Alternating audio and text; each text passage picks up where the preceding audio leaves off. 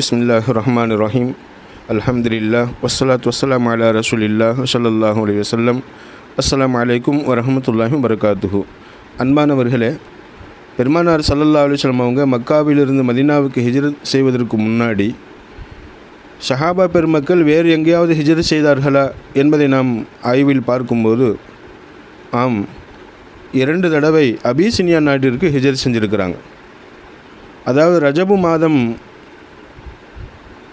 நபித்துவ வருடம் ரஜபு மாதத்தில் ஒரு தடவையும், அதே நபித்துவ வருடம் ஷவ்வால் மாதத்தை ஒட்டி 2வது தடவையும் என்ன செஞ்சுருக்கிறாங்க, பெருமானார் ஸல்லல்லாஹு அலைஹி வஸல்லம் அவர்களுடைய தோழர்கள் அபிசீனியா நாட்டிற்கு ஹிஜ்ரத் செஞ்சுருக்கிறாங்க.